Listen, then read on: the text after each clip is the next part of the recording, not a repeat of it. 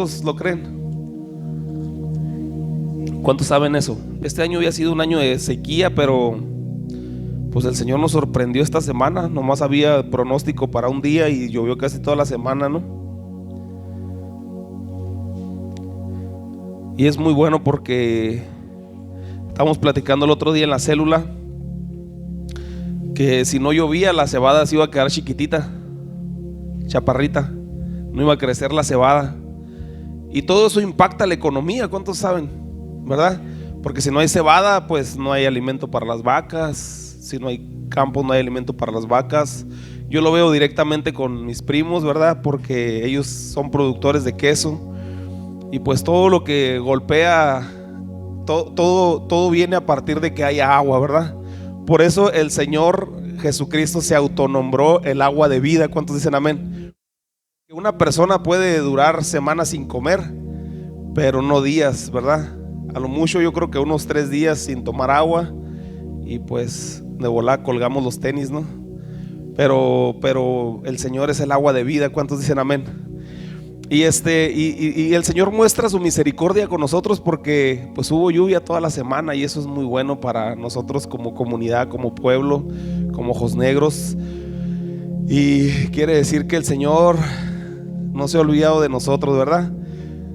¿Se acuerdan cuando el Señor trajo, se puede decir, un castigo para aquel rey que estaba haciendo lo malo delante de los ojos de Dios? El rey se llamaba Acab, ¿verdad? Su esposa se llamaba Jezabel. Y se acuerdan que era un rollo en ese tiempo, no sé si han leído la historia, pero era un rollo porque Jezabel pues era como, ¿cómo se puede decir? Como Juana Machetes, ¿no? Como Jenny Rivera, ¿no? Jenny Rivera de aquellos años, ¿no? Entonces pues controlaba mucho al rey, ¿no? Controlaba y influenciaba mucho al rey. Y entonces dice que una vez le lanzó esta Jezabel a Elías, le aventó una, ¿cómo se dice? Una amenaza, ¿verdad? Y le dijo que le iba a dar chicharrón, pero no del que venden aquí en la taquería, ¿no? Le iba a dar cuello, ¿no? Y entonces se asustó, Elías se asustó y salió corriendo, ¿verdad? Y fue y se escondió en una cueva por allá. Después de haber peleado con 400 profetas de Baal y haberlos degollado a todos, pero una mujer con esa autoridad que tenía, bueno, no era autoridad, no, sino ese chamuquillo que tenía Jezabel, lo intimidó y salió corriendo. Y entonces, pero lo que te quiero decir es que ¿cuál fue la llamada de atención de Dios hacia la tierra? Que cerró el cielo, ¿verdad? Siempre cuando el cielo se cierra, quiere decir que algo necesitamos arreglar.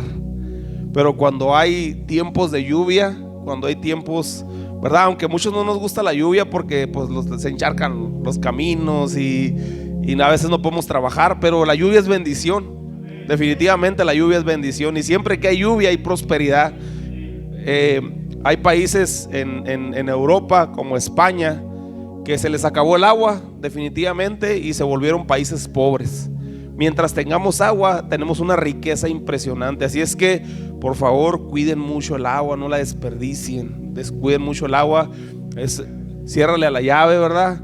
Hace cuántos años comenzó la campaña de cuidando el agua ganamos todos. Hace como yo creo como unos más de 10 años, ¿verdad? Y apenas ahorita hay conciencia en la gente. Ahorita miras a alguien lavando el carro con la manguera y dices, hey, ¿qué pasó? ¿Verdad? Pero hasta este tiempo, ¿verdad? Se ha creado conciencia. Entonces, cuiden mucho el agua porque, pues, o cuiden el agua o pónganse a orar para que llueva.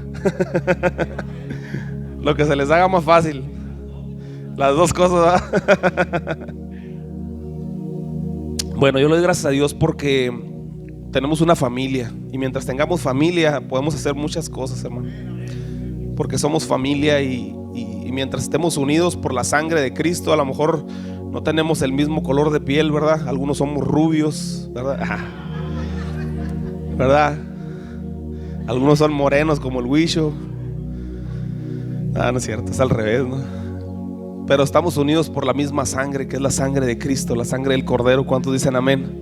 Y somos familia, hermanos, somos familia, y para eso estamos todos, para ayudarnos, para ser uno mismo, para salir adelante todos juntos, para no aflojarle a esto que es la expansión del reino. ¿Cuántos dicen amén? Y aunque cada uno anda en su rollo, trabajando, en su día a día, ¿verdad? Que dice Eclesiastés que el Señor ha dado trabajo a todos los hombres, ¿verdad? Y es bueno, dice el Señor en Eclesiastés, que es bueno el trabajo que tenemos nosotros y las ocupaciones que Dios ha puesto a cada uno de nosotros es buena. Pero también dice la palabra de Dios que cuán hermoso es habitar todos los hermanos juntos en armonía. ¿Cuántos lo creen? ¿Verdad? Es como el buen óleo, dice la palabra de Dios, y que desciende la unción, ¿verdad? En la unidad desciende la unción y baja por la cabeza y luego descienden las barbas. ¿Cuántos lo creen? Es algo impresionante la palabra de Dios. Pero lo más bonito es que tenemos familia. ¿Cuántos dicen amén? Y cuando uno no se siente en familia, es el peor sentimiento que puede tener alguien. ¿Cuántos lo creen? Cuando te sientes rechazado, cuando te sientes a un lado, cuando te sientes que no ensamblas, como que no embonas, es el peor sentimiento que puede tener alguien. No cabes en ese lugar. Pero cuando hay familia, cuando todos nos unimos en un mismo corazón, en un mismo espíritu, y nos sentimos parte de, entonces el Señor hace muchas cosas y tú mismo te puedes sentir libre. ¿Cuántos dicen amén? ¿Cuántos se sienten en familia? Yo de verdad los veo a cada uno de ustedes como mis propios hermanos de mi sangre. Yo los amo mucho, de verdad, y esperamos que más personas se añadan. No veo a Fernando, fíjate, me marcó hace ratito, pues ya habíamos empezado. Tengo unos anuncios antes de empezar. Ahí le cortamos ahí poquito, ¿no? Tengo unos anuncios. Ya estamos en semáforo amarillo. Quiero decirle que próximamente vamos a estar retomando los servicios aquí en la iglesia. Vamos a abrir algún otro espacio. Ya lo platicaremos con los que nos han estado ayudando de cerca con la célula, para abrir otro espacio para la célula. Pero yo estoy interesado en que volvamos a retomar los servicios presenciales los miércoles, ¿verdad? De verdad, hay muchos niños que vienen a la iglesia el miércoles.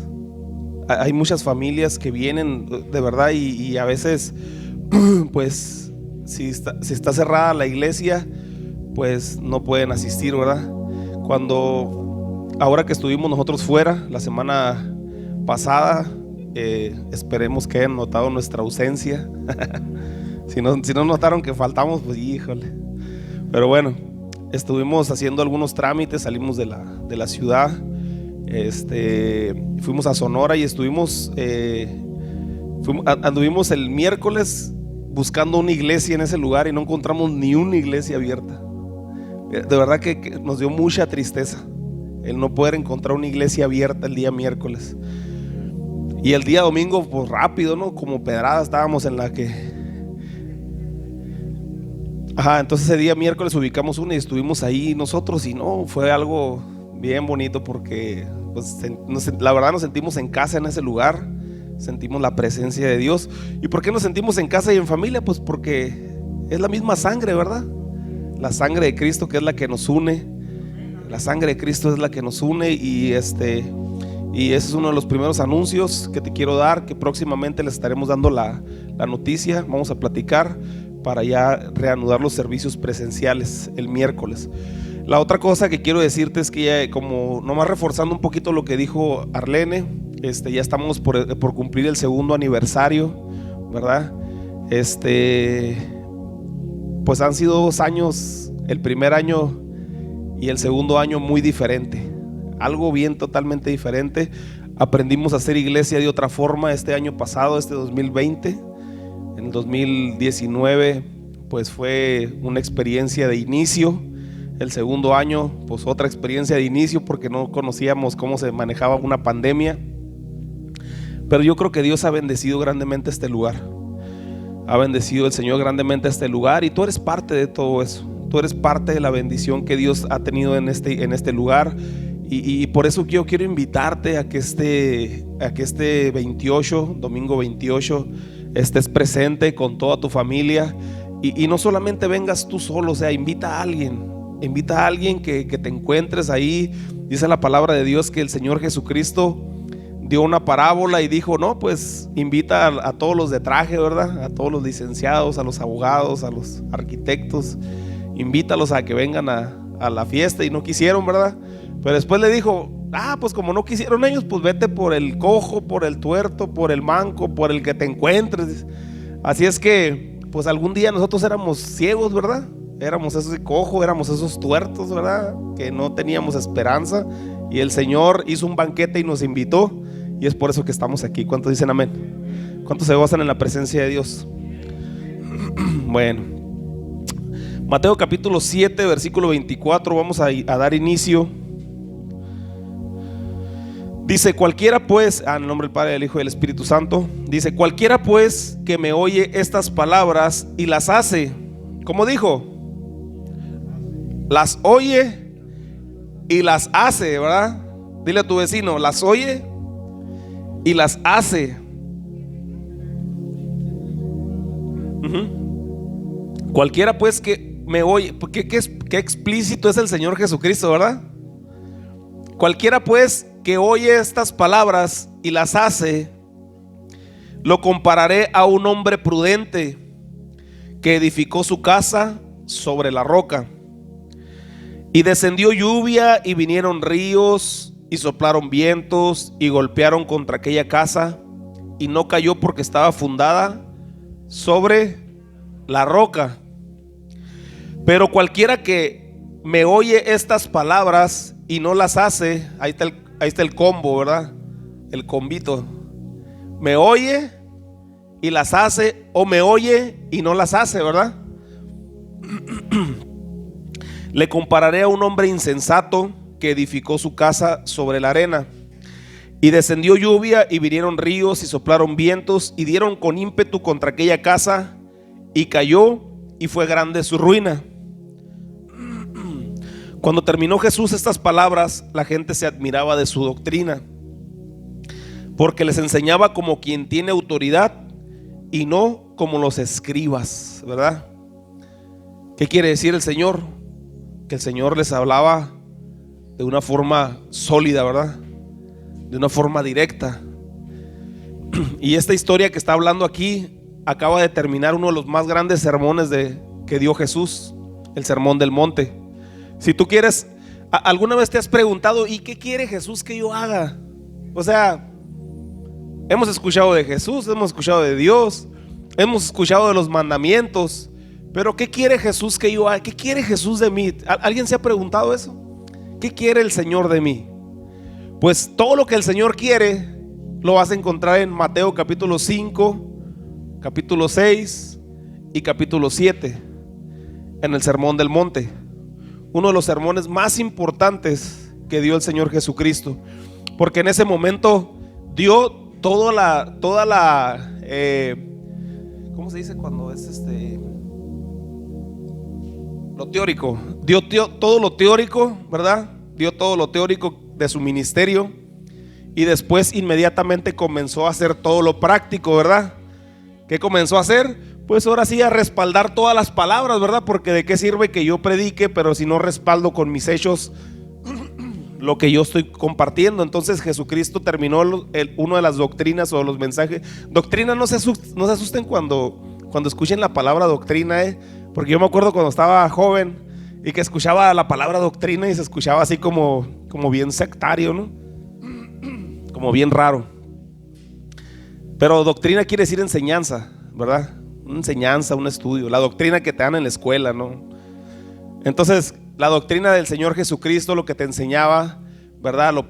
Él lo empezó a soportar o dio un soporte a través de su día a día. ¿Cuántos se gozan? Los miro muy serios, pero quiere decir que están aprendiendo. ¿Cómo están aprendiendo? Bueno, quiero que estén aprendiendo, Hoy no les voy a robar muchos amenes porque sé que están serios y quieren aprender. Bueno, a mí me gusta mucho por mi profesión como ingeniero civil esta escritura, porque habla sobre los cimientos, ¿verdad? Y algo importante que siempre miramos nosotros como ingenieros es dónde fundamentamos una estructura, ¿verdad? Todos los que construimos sabemos que es importante ver el terreno donde vas a formar algo, ¿no? O fundamentar algo. En inglés se dicen fundamentos, ¿no? En español se dicen cimentaciones o cimientos, ¿no? Entonces tenemos que ver exactamente dónde vamos a fundamentar nuestra casa, porque la escritura es clara, ¿verdad? Aquí dice el Señor, no, pues el que construye en el cauce de un río, pues va a tener desastre total, ¿no? Entonces, al momento de edificar, nosotros tenemos que ver todos esos detalles. Yo primero cuando veo, por ejemplo, yo ya conozco más o menos los suelos de la región. Por ejemplo, aquí en Ojos Negros es un suelo muy barroso. No he mirado mucho granito por aquí, creo que ni siquiera hay, ¿no? Granito. O no sé si hay algunos yacimientos de granito por aquí, algunas vetas. Pero la tierra es bien predecible, ¿verdad? Toda la parte entre más al norte, si te das cuenta, entre la parte donde está la Rumorosa y todo eso, es pura piedra, ¿verdad? Y luego como que se va ablandando poquito el camino, y toda la parte de Tecate, toda la parte de la zona de Ensenada. De hecho, Ensenada tiene los dos terrenos, ¿verdad? Más o menos como del Boulevard Esmeralda hacia allá, tiene granito. Y del Boulevard Esmeralda hacia el sur tiene barro, ¿verdad? Como una tierra muy limosa, arcillosa. De hecho, nosotros hicimos muchas construcciones cuando yo terminé la carrera, o cuando estaba estudiando la carrera. Hicimos muchas casas en la zona de Villas, por aquel lado, en el aeropuerto y todo eso. Entonces había que mejorar mucho el suelo, porque eran terrenos muy barrosos. ¿Qué es lo que pasa con el barro? El barro es impredecible, porque con la humedad se expande, y luego cuando se seca se contrae. Entonces imagínate, todo eso que se expande, que empuja o se contrae, pues agrieta todas las casas y las empieza pues a hacer ranuras, pues grietas. Y eso es importante verlo, ¿no? Desde el principio, cuando tú miras y observas un terreno, tú tienes que ver qué clase de terreno estás teniendo ahí, ¿verdad? Para fundamentar algo, para cimentar algo. Y es parte de lo que nos enseñan en la escuela. Nosotros cuando estamos estudiando, te dicen, mira, pues si tienes esta clase de terreno, vas a utilizar este tipo de cimentación. Si tienes esta clase de terreno, vas a utilizar esta clase de cimentación. Por ejemplo, en un terreno arenoso no quiere decir que no sirva, ¿verdad? Un terreno arenoso, lo que tienes que buscar es hacer una especie de, como si fuera una lancha. Le llamamos nosotros losa de cimentación. Entonces en la losa de cimentación haz de cuenta que la casa trabaja completa, no como las famosas zapatas corridas, ¿verdad? Sí conocen más o menos las zapatas corridas, que hacen una excavación y es en el cimiento, y luego de ahí levantan el muro y el piso es independiente. No, cuando es arena, regularmente se busca que el piso y la cimentación, las traves que metes en el piso, trabajen juntas. No me voy a meter mucho en ese rollo, nomás quiero platicarles rapidito. También en los terrenos arenosos se maneja algo que se llaman pilotes, ¿verdad? Que son unas especies de tubos de concreto, ¿verdad? Que cuelas y los metes hasta donde encuentras terreno firme, los metes como si fuera un lápiz. Entonces metes muchos y al último ya sientas sobre eso la estructura. Ok, mande. Ok.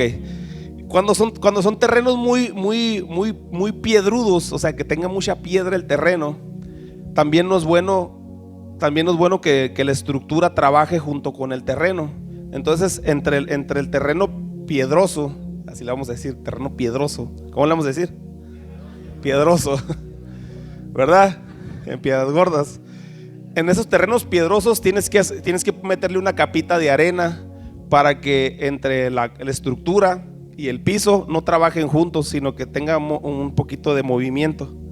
Porque si no, se cuela con la piedra, y cuando la piedra se mueve, se agrieta la casa. ¿Están aprendiendo?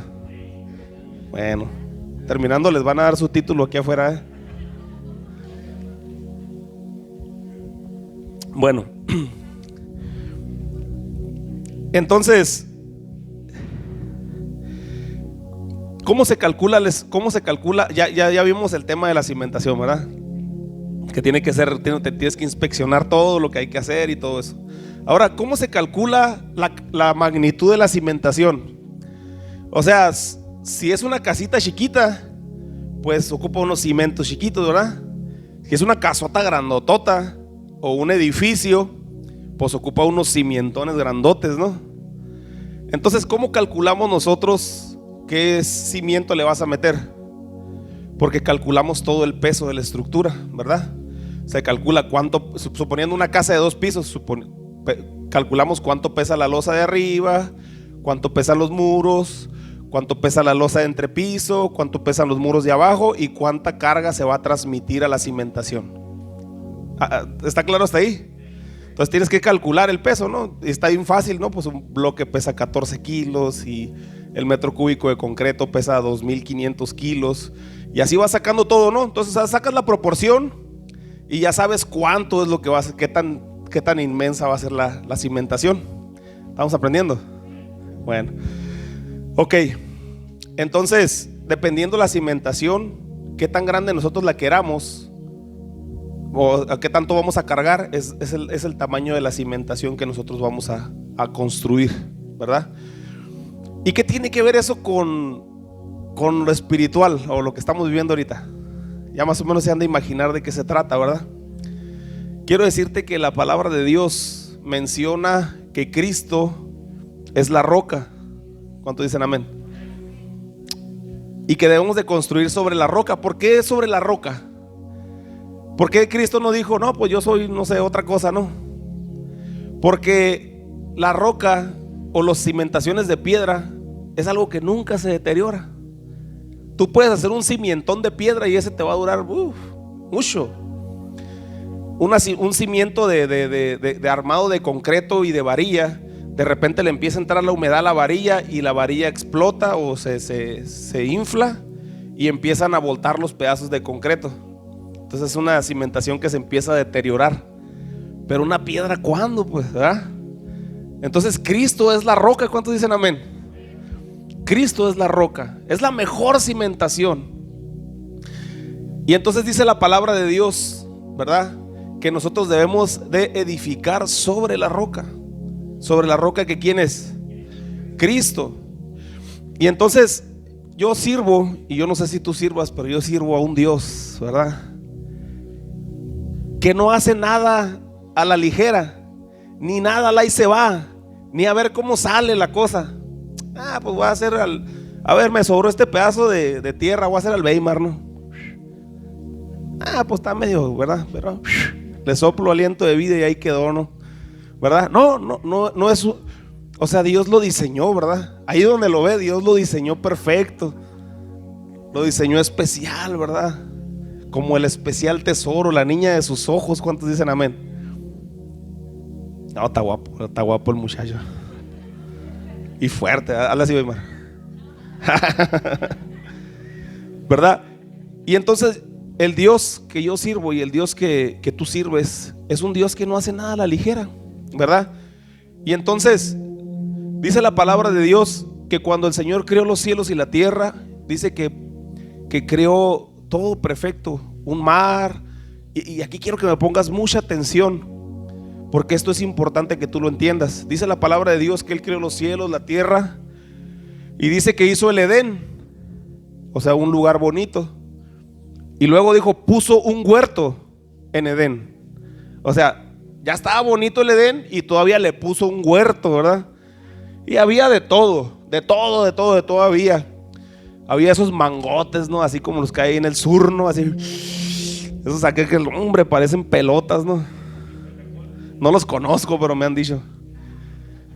No, hay mucha gente, ¿verdad? Que me ha platicado y dice que no, hombre, así. O como las sandías de aquí, ¿verdad? Las sandías el coco no me gusta porque me da miedo. No es cierto. Los cocotes esos, ¿no? ¿Cuánto le tienen miedo al coco? Entonces, la sandía grandota, ¿verdad? Las sandías grandotas, todo era perfecto, todo era bonito. Pero entonces el Señor le dijo, ese árbol que está ahí, no vas a comer de ese árbol. O sea, puedes comerte todos los árboles, pero ese árbol que está ahí, ese no me lo toques. ¿Y qué creen que hicimos? Pues ahí vamos, ¿no? Como el borras. Y fuimos y rápido y agarramos la manzana o la fruta prohibida y nos la comimos. Inmediatamente, en ese momento, se perdió el diseño original que tenía Dios para con nosotros, de que fuéramos eternos, de que tuviéramos una relación constante con Él. ¿Cuántos dicen amén? De que Él se dirigía con nosotros con palabra y nosotros le contestábamos y caminábamos como amigos de Él, ¿verdad? En el Edén, a gusto, ¿verdad? Caminando todos para arriba y para abajo con Él y el Señor, ¿verdad? No ocupábamos ni vestirnos porque no sentíamos ni vergüenza. Todo eso, o sea, estábamos nosotros totalmente inocentes, ¿verdad? Como un niño, ¿verdad? A veces, ¿a poco no dices tú, qué chilo, ¿verdad? Qué suave ser como, perdón, cuando es chavalón uno, qué suave ser como los niños, ¿verdad?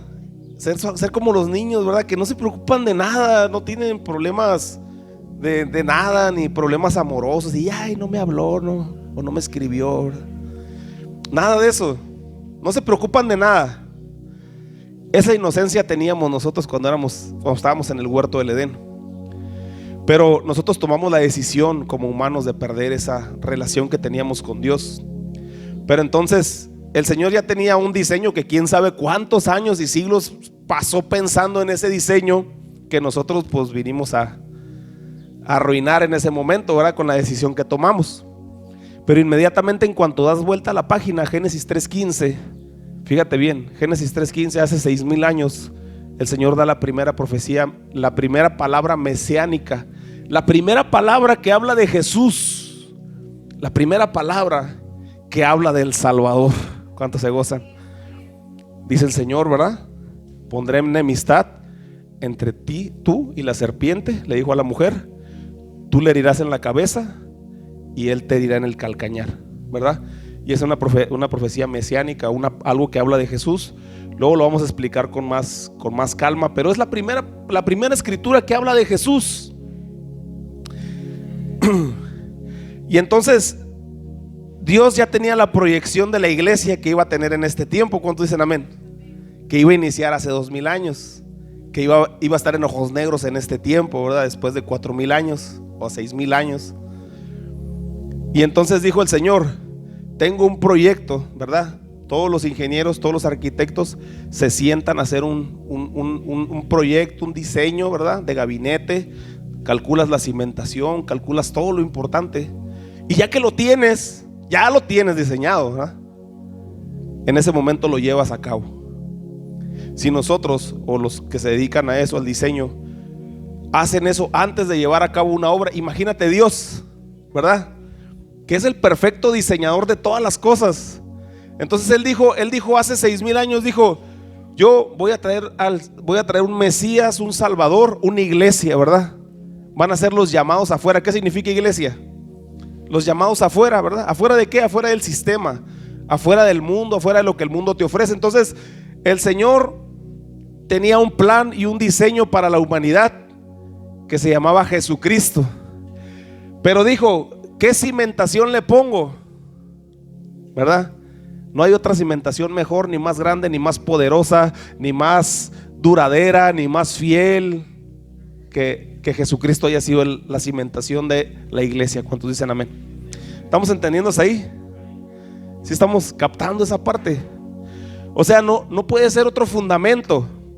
No puede haber otro fundamento sobre la iglesia que no sea Cristo. Porque lo que está sobre la iglesia es algo impresionante. Y el apóstol Pablo lo dijo. Vamos a 1 Corintios.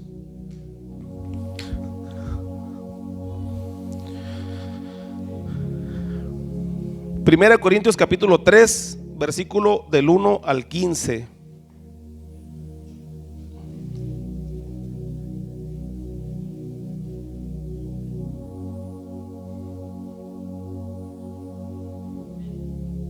Santo, no te vayas a enojar, Dice: de manera que yo, hermanos, no puedo hablarlos como a espirituales, sino como a carnales, como a niños en Cristo. Os di de beber leche y no vianda, porque aún no erais capaces, ni sois capaces todavía, porque aún sois carnales. Pues habiendo entre vosotros celos, contiendas, disensiones, ¿no sois carnales y andáis como hombres? Porque diciendo el uno: yo ciertamente soy de Pablo, y el otro: yo soy de Apolos, ¿no sois carnales? ¿Qué pues es Pablo y qué es Apolos, sino servidores por medio de los cuales habéis creído, y eso según lo que cada uno concedió el Señor? Yo planté, Apolos regó, pero el crecimiento lo ha dado Dios. Así que ni el que planta es algo, ni el que riega, sino Dios que da el crecimiento. Y el que planta y el que riega son una misma cosa, aunque cada uno recibirá su recompensa conforme a su labor. Hazlo de todo corazón, hermano. Porque nosotros somos colaboradores de Dios, y vosotros sois labranza de Dios, edificio de Dios. Conforme a la gracia de Dios que me ha sido dada, yo como perito arquitecto puse el fundamento, y otro edifica encima, pero cada uno mire cómo sobreedifica. Porque nadie puede poner otro fundamento que el que está puesto, el cual es Jesucristo. Y si sobre este fundamento alguno edifica en oro, plata, piedra preciosa, madera, heno, hojarasca, la obra de cada uno se hará manifiesta, porque el día la declarará. Y pues por el fuego será revelada, y la obra de cada uno, la cual sea probada, sea el fuego la que la pruebe, no la probará. ¿Qué dice el apóstol Pablo? Hay un cimiento nada más. ¿Cuántos dicen amén? Pero también hay quienes sobreedifican sobre el cimiento. Pero hay unos que edifican con oro, ¿verdad? Y el oro está bien, ¿verdad? Y algunos edifican en plata, también está bien. Algunos edifican con piedras preciosas, está bien también, ¿verdad? Pero dice que hay unos sobreedifican con heno, con hojarasca, con madera. Y en un determinado momento todas esas edificaciones van a ser probadas por el fuego, ¿verdad? Entonces, de lo que yo quiero hablarte el día de hoy es cómo estamos sobreedificando nosotros como iglesia. El resumen de todo lo que te acabo de hablar. ¿Por qué no vamos a poner otro fundamento, verdad? Porque el fundamento no es Mahoma, ¿verdad? Porque el fundamento no es el Buda, porque el fundamento no es Gandhi. El fundamento es Cristo, ¿verdad? El fundamento de la familia no es el buen trabajo que tengas, o las propiedades que tengas, o las riquezas que tengas, porque todo eso es pasajero y nada de eso te vas a llevar el día que te mueras. Pero el fundamento más importante es Cristo. ¿Cuántos dicen amén? El fundamento más importante es Cristo. No te vayas, Hilda, porque esto que sigue es para ti, ¿verdad? El fundamento más importante que nosotros tenemos es Cristo. Entonces cada uno de nosotros tenemos que ver cómo sobreedificamos, ¿verdad? Y quiero que este día tú te preguntes ahí en tu corazón, ¿cómo estamos sobreedificando? Al principio el Señor Jesucristo escogió 12 columnas importantes. ¿Por qué 12? Porque eran las necesarias, ¿verdad? En ese momento, para que se soportara la iglesia. Eran las necesarias, y estuvo bien calculado, porque gracias a esos 12, fíjate, a más de 2000 años la palabra de Dios sigue llegando a este lugar. ¿Cuántos dicen amén? Por eso, entonces estos 12 fueron fundamentos importantes de la iglesia primitiva. Entonces, ¿qué clase de fundamentos estamos haciendo? O te lo voy a poner de otra manera. ¿Están listos? ¿No se enojan? ¿Qué clase de cristianismo estamos viviendo nosotros? ¿Será de piedra preciosa, de oro, o de hojarasca, de heno, de madera? Entonces, toda edificación necesita pilares, necesita castillos. ¿Cuántos dicen amén? Necesita columnas, ¿verdad? Esta iglesia, cuando la construyeron, Weimar te puede platicar, y los que estuvieron presentes, un día pararon los muros y se fueron bien contentos a dormir a su casa. Pero no tenía pilares, no tenía columnas. ¿Qué pasó al siguiente día? Llegaron y las paredes estaban todas en el piso. Santo Cristo, ¿verdad? ¿Por qué? Porque no tenía. Y ahorita tú pasas, y ¿cuántos años ya duraron? 5 o 6 años, y así van a durar muchos años más, ¿verdad? Ahí están las columnas, los pilares que pusieron alrededor, unos barrotones, ¿verdad? Con sus placas abajo, suave, ¿verdad? Entonces, la iglesia necesita lo mismo, seguimos avanzando. Haz de cuenta que Cristo es el cimiento, los apóstoles son el primer nivel, y de ahí en adelante todas las generaciones son los siguientes niveles. ¿Y qué estamos haciendo nosotros para que pueda haber un siguiente nivel delante de arriba de nosotros? Puedes decir ouch o amén. ¿Qué estamos haciendo nosotros, verdad? Por eso a mí me interesa mucho invertir en los jóvenes, en las nuevas generaciones. A mí me apasiona mucho eso, invertir en los jóvenes. Necesitamos que los jóvenes se sigan apasionando. No sé, o sea, ¿qué ocupan? Que compremos, lo compramos, no importa. O sea, un saxofón, una trompeta. ¿Qué es lo que hay que comprar? Lo que sea, ¿verdad? Para apasionar. Si no, de alguna manera, los jóvenes se van a apasionar de alguna forma, ¿verdad? No sé, hay que buscar estrategias, ¿verdad? Y ellos a su vez después van a tener que sobreedificar para que más jóvenes vengan. ¿Cuántos dicen amén? Porque ya después la responsabilidad va a ser de ellos. Dice la palabra de Dios, ¿verdad? Dice la palabra de Dios que cuando ellos cruzaron el Jordán, dice la palabra de Dios que el Señor le dijo que apilaran 12 piedras, ¿verdad? Y entonces le preguntaron, pero ¿para qué o qué? ¿Y esas piedras qué? ¿Verdad? Bueno, no le preguntaron, pero estoy escenificándolo, ¿no? Entonces le preguntaron, ¿y esas piedras qué rollo, no? Y entonces el Señor le dijo, es que cualquiera que mirara esas piedras va a ser para testimonio de cómo Dios hizo grandes obras, ¿verdad? Abrió el Mar Rojo, abrió el Jordán, los liberó de Egipto.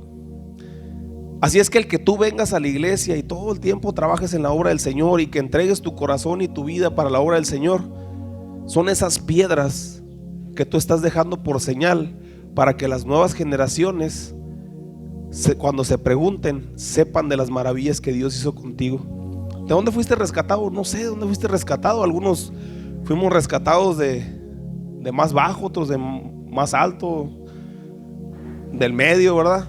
No sé de dónde te rescató el Señor, ¿verdad? Pero lo que sí es que te rescató, ¿verdad? Y estás aquí porque el Señor hizo algo en tu vida. No te vayas, yo, porque eso es para ti.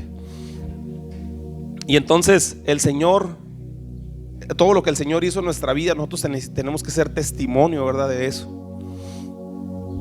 Entonces la iglesia sigue creciendo y se sigue sobreedificando. ¿Qué estamos haciendo nosotros para soportar el siguiente nivel?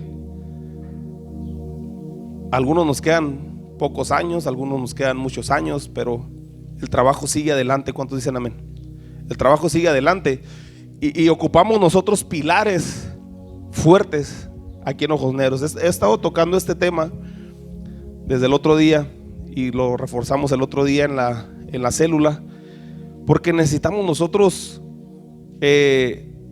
fuertes pilares para soportar la iglesia de Ojos Negros. Porque en Ojos Negros hay fuertes vientos. ¿De qué están los fuertes vientos? Fuertes vientos de infidelidad, fuertes vientos de drogadicción, fuertes vientos de alcoholismo, fuertes vientos ¿de qué? ¿De qué más? De chisme, de murmuración, de división, de malicia, de idolatría, de brujería, de hechicería, de incredulidad, ¿verdad? De familias disfuncionales. Hay fuertes vientos. Sí, hay fuertes vientos. Y entonces, si no ponemos pilares fuertes, ¿qué es lo que va a pasar con la iglesia? Al siguiente día cuando vengamos, ¿verdad? Va a estar en el piso, ¿verdad? Los muros. Oh, qué bonita la iglesia, mira, tiene bien bonitos focos y tiene bien... Pero si no tiene pilares fuertes, hello, ¿cómo es el caballo? Hello. No sirve, ¿verdad, hermano?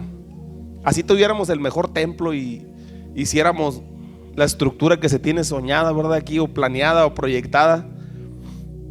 Necesitamos pilares espirituales, ¿verdad? ¿Cuánto dicen amén?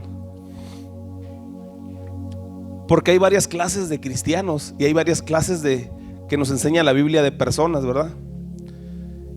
Y la primera que yo te quiero enseñar, y eso sí lo puedes anotar porque este es el desarrollo del mensaje, es que los primeros que miramos en la Biblia son las multitudes, ¿verdad?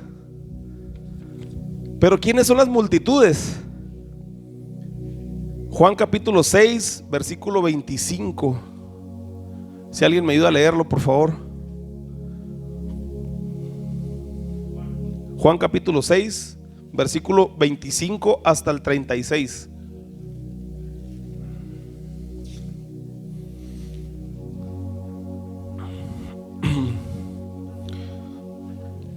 Con voz de trompeta, ¿quién me ayuda a leerlo? Con voz de mando y con trompeta de Dios. 6:25. Fuerte y claro.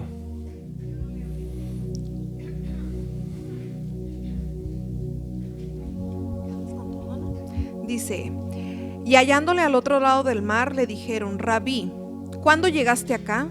Respondió Jesús y les dijo: de cierto os digo que me buscáis, no porque habéis visto las señales, sino porque comisteis el pan y os saciastes. Trabajad no por la comida que perece, sino por la comida que a vida eterna permanece, el cual el Hijo del Hombre os dará, porque a éste señaló Dios el Padre. Entonces dijeron: ¿qué debemos hacer para poner en práctica las obras de Dios?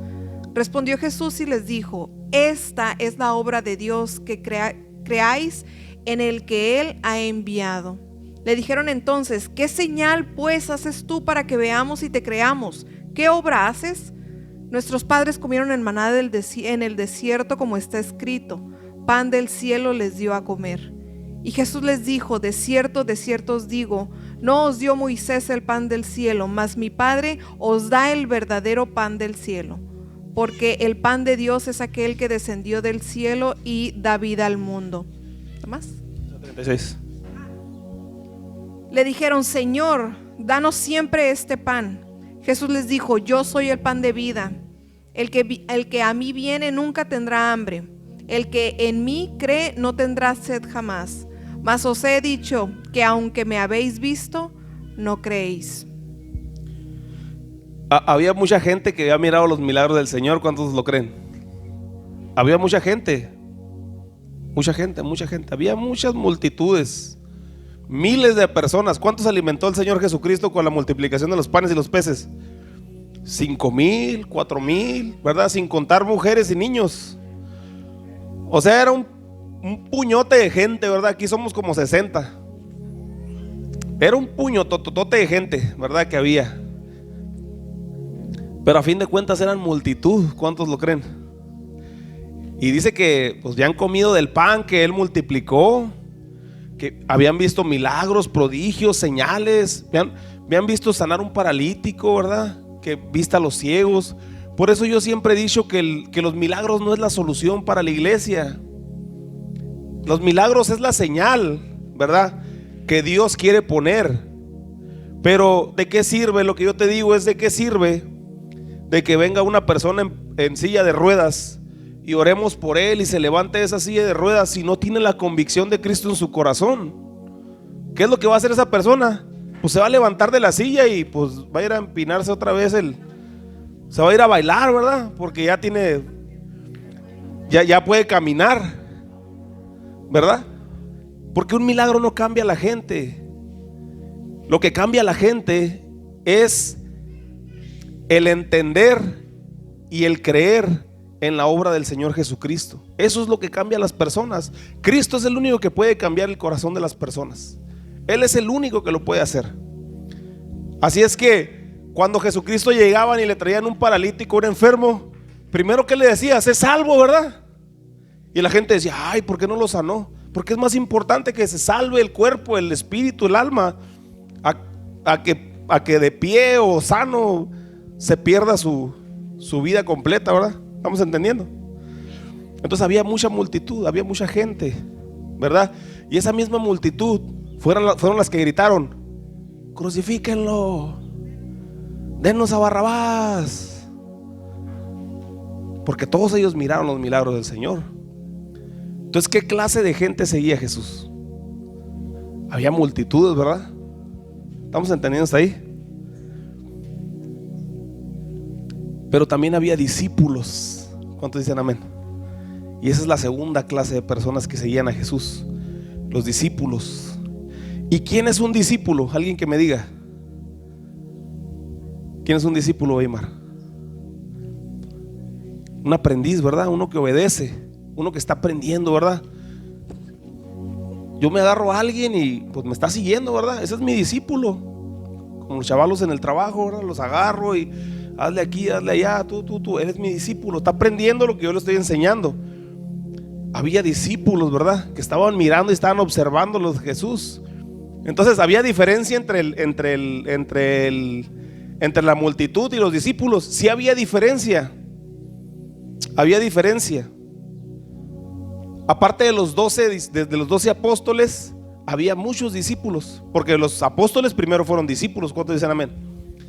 Los primeros 12 fueron discípulos. Los 12 apóstoles fueron discípulos, pero también había más discípulos. Vamos a leer Lucas capítulo 10. Vamos a leer Lucas capítulo 9. Que alguien me ayude. Lucas capítulo 9, del versículo 1 al 6. Y Lucas capítulo 10, versículo 1 y 2. Y ahí vamos a ver la clase, el otro remanente. ¿A quién reunió? A sus 12 discípulos.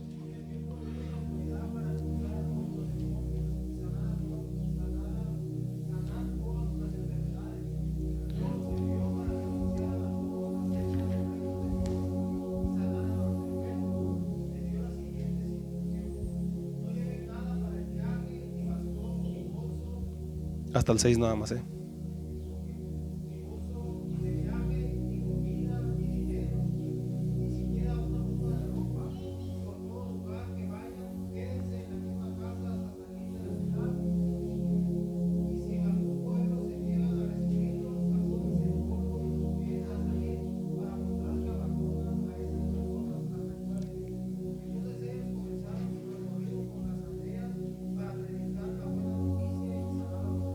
Ahí está, un grupo. Jesús agarró un grupo, ¿no? Los discípulos, los que él ya habían mirado cómo él sanaba, ¿sí o no? Ya sabían cómo estaba el teje-maneje, ¿verdad? Como decimos aquí en Ojos Negros. Ya sabían cómo corría el agua, ya lo habían visto. Ya sabían que él llegaba y oraba al Padre y el Padre le daba la autoridad. Jesús ya les había dado la autoridad y les dijo: vayan por el camino, no lleven alforja, no lleven nada, yo les voy a proveer todo lo necesario. Si miran un cojo, si miran un enfermo, oren por él. El Señor les va a dar el poder para que, o el Señor a través de su vida va a sanar a estas personas. Y entren a los pueblos, entren a las aldeas y no pierdan mucho el tiempo. Si no los reciben, sacúdanse el polvo de los pies y sigan adelante. Porque ellos ya habían visto lo que Jesús hacía. ¿Cuántos dicen amén? Cuando Jesús contendía con la palabra con los fariseos, con los escribas, con los saduceos, ya habían mirado todo eso. Eran los discípulos que estaban observando lo que Jesús decía. Pero los discípulos no se podían quedar en 12 discípulos nada más. Así es que Lucas 9, 1 y 2, 10, 1 y 2, ¿alguien lo tiene?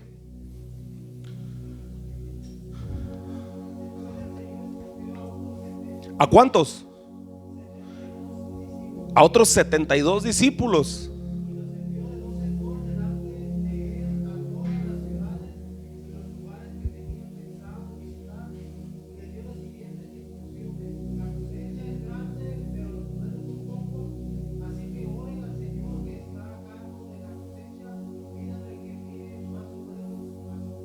Ahí está, ¿verdad?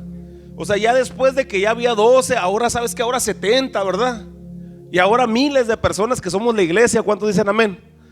Y sabes que ve y predique el evangelio y el mensaje de salvación. ¿Por qué? ¿Por cuál es el motivo? Porque la mies es mucha y los obreros son pocos, y los que hay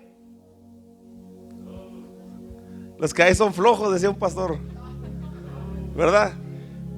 Entonces, no se enojen, no es personal, es una broma. Vamos a editar para que no, ¿verdad? Entonces los enviaba, ¿por qué? Porque había necesidad, hermano. Había necesidad. Hay una persona que estaba que miró una revelación, ¿verdad? No sé si sea, yo creo que es cierto y puede ser cierto, ¿verdad? Dice que fue llevado al cielo y que dice que de repente miraba a muchos ángeles corriendo por todas partes y un reloj que estaba enfrente y daba vueltas bien recio. Y preguntó por qué está pasando todo eso en el cielo. Y le dijeron, es que las bodas del Cordero ya están listas, ya estamos a punto de que sean las bodas del Cordero.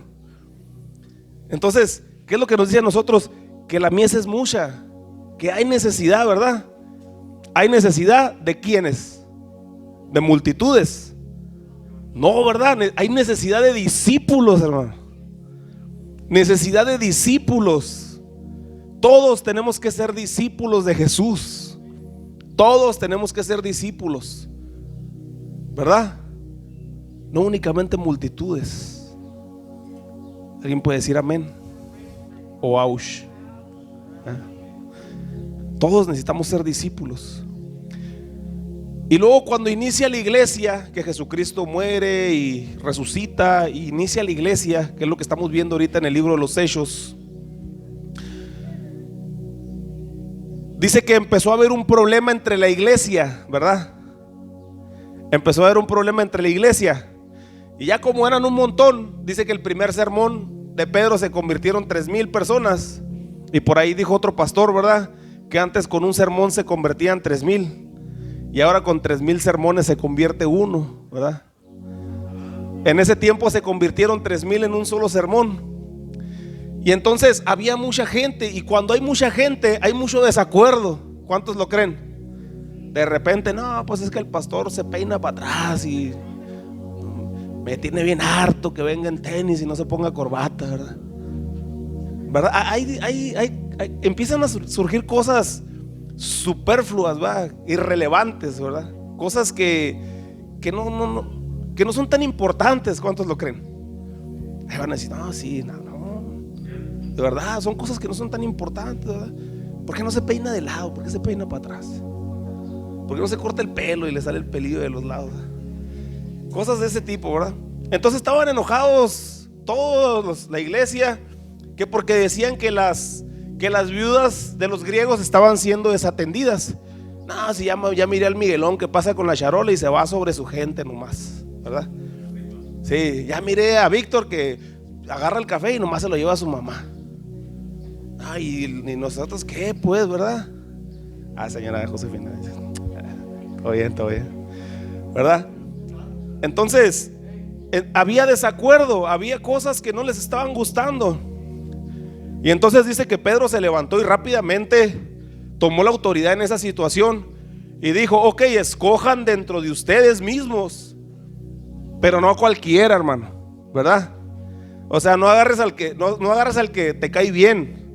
Tiene que cumplir ciertas características. ¿Qué dice en el libro de Hechos? Capítulo 6, versículo 1. Alguien que me ayude.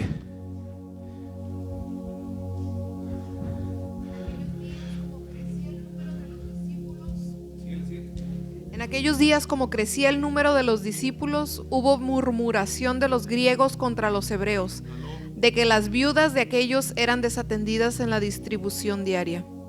Entonces los 12 convocaron a la multitud de los discípulos y dijeron: no es justo que nosotros dejemos la palabra de Dios para servir a las mesas.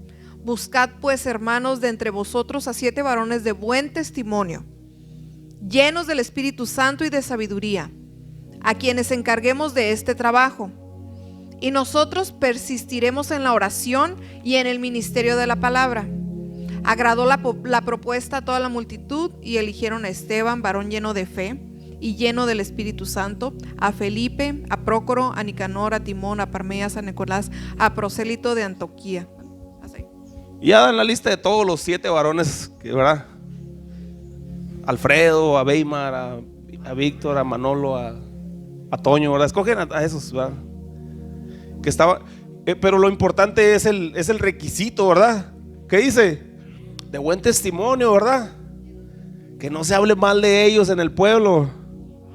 Oh, ya lo vi, ¿verdad? Que anda ya lo miré que anda por allá. Y sí, el sábado en la junta de mejoras no sale de la junta de mejoras, ¿verdad? Que anda haciendo trámites, pero no sé qué trámites, ¿verdad? ¿Verdad? El domingo, ¿verdad? Después del servicio se va para allá. y siente el llamamiento de orar por las hermanas, ¿verdad? Como el predicador aquel que dice que llegó una hermana y muy guapa la hermana. Bueno, era una muchacha que llegó a la iglesia y ya pasó al altar, ¿no? Y el predicador estaba bien, pues era un predicador soltero, ¿no? Y dice que se acercó la hermana y a ver, pásale para acá. Y pasaron todos, pero no pasaba la muchacha, así es que la pasó, ¿verdad? Y luego ya cuando estaba orando por ella le dice: el Altísimo me ha dicho que tú serás mi mujer. Y le dice a la mujer: y el Altísimo no le dijo que yo era casada. ¿Verdad? Por eso, varones de buen testimonio, mi hermano, ¿verdad? De buen testimonio, llenos del Espíritu Santo. ¿Y por qué llenos del Espíritu Santo? Para servir las mesas. Porque en el servicio es donde es probado tu carácter, hermano. Yo siempre les platico esto. Estábamos en un evento de mujeres inconversas, ¿verdad?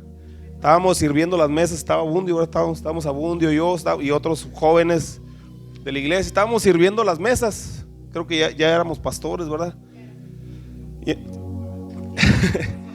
Y entonces estábamos sirviendo las mesas, ¿verdad? Y en eso yo iba a repartir la mesa y una hermana por allá me tronó los dedos. ¡Ey! Tráigame café, por favor. Bueno, ni por favor, ¿verdad? Tráigame café. Volteé yo y le dije: ¿yo? ¿No sabes quién soy yo? Le digo. No es cierto. No, yo entendí rápidamente que eran mujeres inconversas que necesitan el amor de Dios, ¿verdad? Pero si yo no hubiera, se puede decir, ¿verdad? En ese momento, si no hubiera estado lleno del Espíritu Santo, pues me hubiera puesto a discutir con la señora, ¿verdad? Y a lo mejor no hubiera resultado bien. Entonces se necesita siervos llenos del Espíritu Santo para servir las mesas. Claro que se necesitan siervos llenos del Espíritu Santo para servir las mesas y de buen testimonio.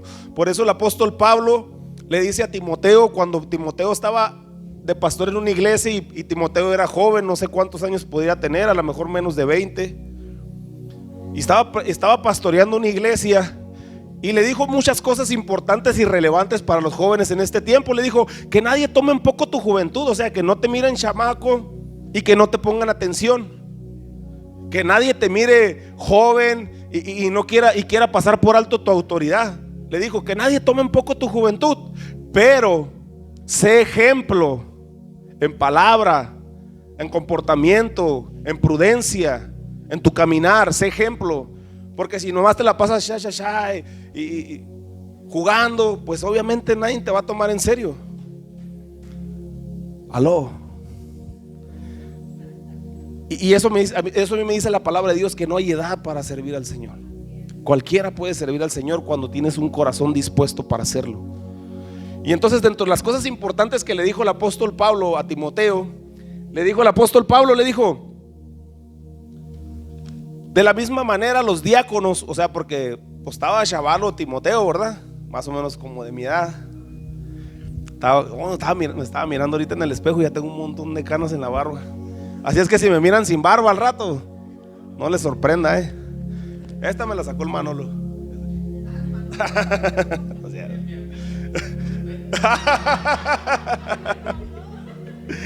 entonces, cuando se acerca el apóstol Pablo y habla con Timoteo, le da una lista de requisitos de cosas, ¿verdad? Que son importantes para la iglesia en ese momento. Y le dice: de la misma manera los diáconos deben ser dignos de mucho respeto y tener integridad. No deben emborracharse ni ser deshonestos. Para los que me preguntan si pueden tomar o no, aquí dice la palabra: no deben emborracharse ni ser deshonestos con el dinero. Tienen que estar comprometidos con el misterio de la fe que ahora ha sido revelado y vivir con la conciencia limpia. ¿Cuál es el misterio de la fe que ha sido revelado? ¿Cuál es el misterio de la fe que ha sido revelado? Jesucristo, ¿no? Jesucristo es el misterio de la fe que ha sido revelado. Es el misterio más grande revelado a la humanidad. ¿Por qué es el misterio más grande revelado a la humanidad? porque a nadie le cabía en la cabeza que Dios mismo bajara del cielo y se diera en rescate de todas las personas y fuera sacrificado en la cruz del Calvario y derramara hasta la última gota de su sangre. Por eso es el misterio. A los fariseos y los estudiosos de la palabra no les cabía en la cabeza entender cómo Dios mismo había descendido del cielo, ¿verdad? Entonces aquí dice, con el misterio de la fe, dice, estar comprometidos ¿con qué? Con el misterio de la fe que ahora ha sido revelado, y vivir con conciencia limpia. Si pasan el examen, di conmigo, si pasan el examen, entonces que sirvan como diáconos. De la misma manera, sus esposas, deben ser dignas de respeto y no calumniar a nadie. Deben de tener control propio y ser fieles con todo lo que hagan. Un diácono debe ser fiel a su esposa, dirigir bien a sus hijos y a los demás de su casa. Los que hagan bien su trabajo como diáconos serán recompensados con el respeto de los demás y aumentará su confianza en la fe en Cristo Jesús. ¿Por qué es importante todo esto? Porque así como la gente a través de tu testimonio como buen diácono va a creer en Jesucristo, que dice la palabra, muchos van a creer y su fe va a ser aumentada. Así también cuando tú te comportas mal o haces cosas que vituperan el nombre de Cristo, hay mucha gente que dice, no, para ser como ellos, ¿verdad? No, pues sí, es como servicio general. O sea, no nada más lo limitamos a ujieres. Puede ser el que limpia, el que hace el aseo, ¿verdad? Puede ser el que trae el agua al pastor, ¿verdad? El que da clases, ¿verdad? Todo el diaconado incluye todo ese tipo, todos los servicios que se hagan dentro de la iglesia. Ese es el diaconado, ¿verdad? Y en la iglesia primitiva eran muy selectivos con eso. ¿Y qué quiere decir? Que si la iglesia era primitiva, en la iglesia primitiva eran selectivos con eso, quiere decir que si el Señor te ha considerado para uno de esos puestos, tienes que sentirte honrado. ¿Cuántos dicen amén? Tienes que sentirte honrado. Y entonces es el diácono. Entonces esa es la tercer clase de personas. Ya voy a terminar eso. Sé que nos estamos extendiendo un poquito, pero quiero que sea muy claro en esto. Y yo te voy a decir por qué. ¿Cuál era el primer clase de personas que miramos ahorita? Las multitudes, va. El que ni se compromete ni nada, nomás está ahí, viene y se va y escucha la palabra como si fuera un domingo en la iglesia tradicional, ¿verdad? Nomás llegas, te sientas, escuchas, te vas. El segundo grupo es el de los discípulos, ¿verdad? Que miraban lo que hacía el Padre, imitaban lo que hacía el Padre, trataban de hacer lo que Jesús hacía, lo que Jesús les enseñaba. Después, cuando la iglesia primitiva crece, pues hubo asignación de diáconos, ¿verdad? No nada más el que evangeliza o comparte el mensaje, que todos los ministerios, que todo, ya sea el discípulo o el diácono, todos tenemos la misma responsabilidad de ir a evangelizar, ¿verdad? El discípulo va y evangeliza. ¿Por qué? Porque ¿cuál es el mensaje que vino a traer Jesucristo a la tierra? El arrepentimiento y el perdón de pecados, ¿verdad? Y estas son las buenas nuevas de salvación. ¿Qué significa evangelismo o evangelio? Buenas nuevas. Entonces, como discípulos, ¿qué nos corresponde hacer? Anunciar las buenas nuevas. Y si no estamos anunciando las buenas nuevas, no podemos decir que somos discípulos, ¿verdad? ¿Cuántos lo creen? Cuando anunciemos las buenas nuevas de salvación y compartamos el mensaje de salvación a las personas, ahí vamos a ser discípulos, porque estamos imitando lo que Jesucristo vino a hacer, y es a traerle esperanza, ¿verdad? Pero todavía hay otro nivel, ¿verdad? Que es el diaconado. Ya cuando no solamente evangelizas, sino vienes y empiezas a servir dentro de las actividades de la iglesia, ¿verdad? Todo es importante, hermano. Todo es importante. ¿Por qué? Porque servimos a un Dios de excelencia. ¿Cuántos dicen amén? Y mucha gente cuando va iniciando, ¿verdad? A lo mejor sí tienen sus servicios en carpas, pero toda la iglesia aspira a tener un local. La iglesia, y ¿sabes qué? Ojos Negros es bendecido de una forma impresionante, porque no todas las iglesias tienen locales propios. Muchas iglesias rentan, hermano. Muchas iglesias están rentando y tienen el yugo de la renta todos los meses. Ojos Negros no. La iglesia de Ojos Negros no tiene ese yugo, ¿verdad? Y eso es una bendición de parte de Dios. Entonces, hay cosas importantes que hay que hacer dentro de la iglesia, ¿verdad? Los que participamos en el aseo, los que participamos en el ministerio del púlpito, los que participamos con los niños, los ujieres, todo es importante, hermano, todo es importante. Y para todo eso hay que hacerlo con excelencia, porque el Señor, cuando vino a la tierra, vino a hacer cosas con excelencia. ¿Cuántos dicen amén? Tienes que dar lo mejor para el Señor. Lo mejor, da lo mejor. O sea, si te toca darle clases a los niños, sé el mejor maestro. Si te toca hacer la limpieza, sé el mejor que limpie. Hasta en los no, aquí ni se da cuenta, ¿verdad? No, ahí mero también, donde nadie se da cuenta, el Señor está mirando, ¿verdad? Ah, mira, se está puliendo. Lo vamos a bendecir con un viaje a Cancún, ¿verdad? El Señor abre puertas, hermano, aunque parezca broma, el Señor abre puertas. Y de repente el Señor te empieza a bendecir con un carro, ¿verdad? Y de repente el Señor te empieza a bendecir con mucho trabajo. Y de repente el Señor te empieza a bendecir con un montón de cosas, porque bien dice la palabra, ¿verdad? En lo poco me fuiste fiel, en lo mucho te pondré. Si me eres fiel en lo poco, te voy a poner en lo mucho. ¿Estamos de acuerdo? Y finalmente, que no es el final, porque todavía falta tocar los otros temas que no lo vamos a ver el día de hoy, pero está el pastorado, está el ser maestro, está el ser apóstoles, evangelistas, ¿verdad? Que son los 5 ministerios que Dios dio a la iglesia. Pero el que quiero tocar ahorita es el ministerio del liderazgo, ¿verdad? Dice el apóstol Pablo en su carta a Timoteo, le describe también los requisitos para el liderazgo, ¿verdad? Que es el obispado, ¿verdad? El obispado es el liderazgo. Primera de Timoteo capítulo 3 versículo del 1 al 5 dice: las siguientes declaraciones es digna de confianza. Si alguno aspira a convertirse en líder de la iglesia, desea una posición honorable. En la Reina Valera dice: el que desea obispado, buena cosa desea. Dice: por esta razón, un líder de la iglesia debe ser un hombre que lleve una vida intachable, debe ser fiel a su esposa, debe tener control propio, vivir sabiamente y tener buena reputación. Con agrado debe recibir visitas y huéspedes en su casa, y también debe tener la capacidad de enseñar. No debe emborracharse ni ser violento, debe ser amable, no debe buscar pleitos ni amar el dinero, debe dirigir bien a su propia familia, y que sus hijos lo respeten y lo obedezcan. Pues si un hombre no puede dirigir a los de su propia casa, ¿cómo puede cuidar la iglesia de Dios? Entonces hay otro grupo de personas que son el liderazgo, ¿verdad? Hay otro grupo de personas que es el liderazgo. Miramos primero las multitudes, ¿verdad? El que le vale gorro la vida, ¿no? Él nomás pasa. Y luego está el grupo de discípulos, ¿verdad? Y luego está el grupo de diáconos. Y finalmente el grupo de liderazgo, ¿verdad?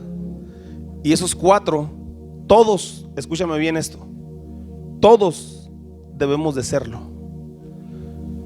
Porque no sé si alguna vez han escuchado sobre los negocios multiniveles.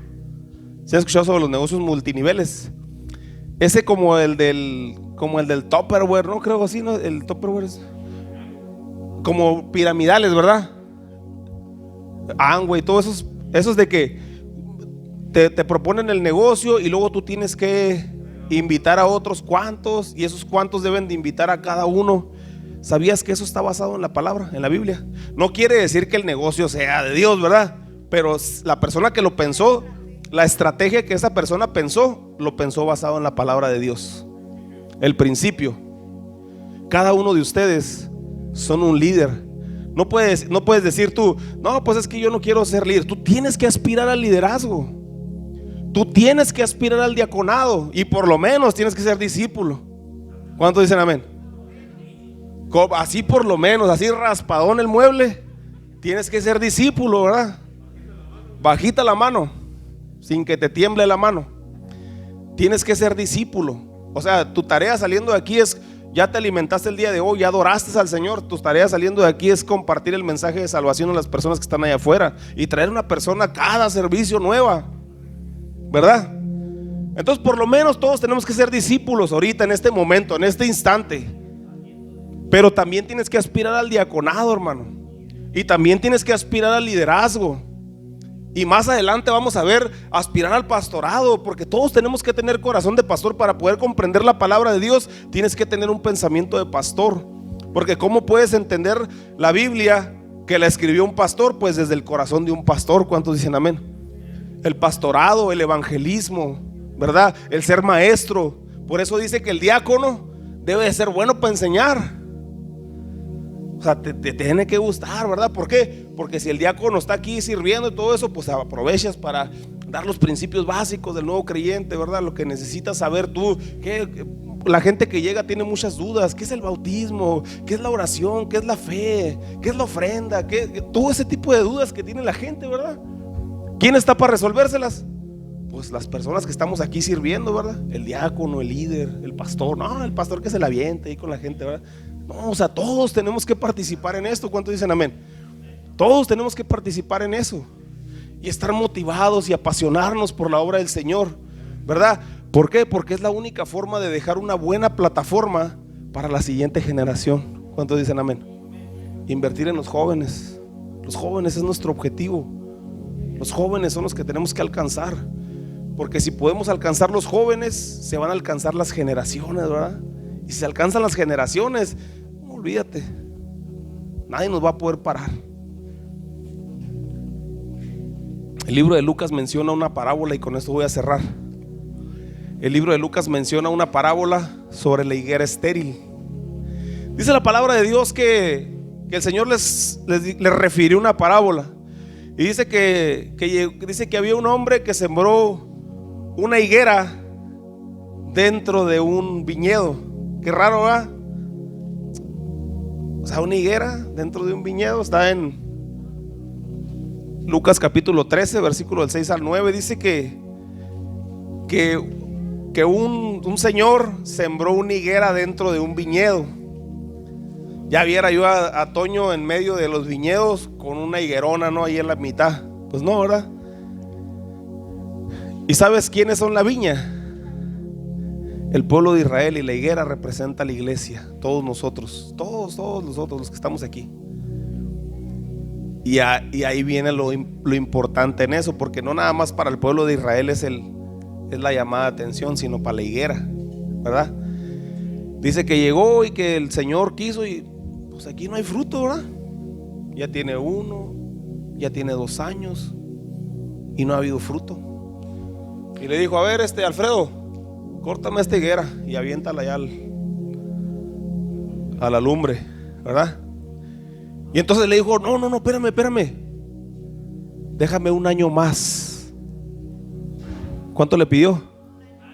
1 año más, le dijo. Déjame hacerle cajillo, déjame aventarle abono, déjame echarle agua, déjame cantarle, ¿verdad? Porque a las flores les gusta que les canten, ¿verdad? Por eso a mi esposa le canto, porque a las flores, ¿verdad? A las flores les gusta que les cantes, ¿no? Y entonces dijo, ¿verdad? Le pidió 1 año más para poder trabajar esa higuera, en una higuera estéril. Hay otra historia donde el Señor Jesucristo llegó con una higuera. Era tiempo, ¿verdad? Era tiempo, ¿verdad? No era tiempo, perdón. Pero de todas maneras el Señor quiso encontrar fruto. ¿Qué quiere decir esto? ¿Qué quiere decir esto? ¿Se los puedo decir o no se los puedo decir? Ok. ¿Cuánto tiempo tenemos en el Señor?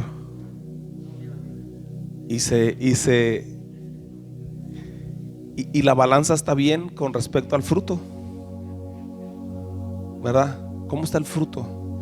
Y esto no es para que te desanimes y digas: no, pues ya no sirvo para nada, nadie me quiere, todos me odian, mejor me como un gusanito, ¿verdad? No es para eso, ¿verdad? Porque si Dios ha dado la oportunidad de que compartamos este mensaje es porque todavía hay esperanza, ¿verdad? Todavía se puede abonar la tierra, todavía se puede hacer el cajillo, todavía se puede, ¿verdad? Para eso estamos, para eso estamos. Cada uno de ustedes debe ser un discípulo, cada uno de ustedes debe aspirar al obispado, cada uno de ustedes debe aspirar al liderazgo. Porque imagínate, somos 60. Imagínate con 60 líderes y Jesús con 12 hizo un desastre. O sea, una expansión inmensa. Imagínate con 60 líderes, ¿verdad? 2500 habitantes que tiene Ojos Negros. Lo hubiéramos alcanzado desde hace mucho. ¿Cuántos dicen amén? ¿Cuántos están contentos? Ponte sobre tus pies. Voy a invitar a los muchachos de la alabanza que pasen.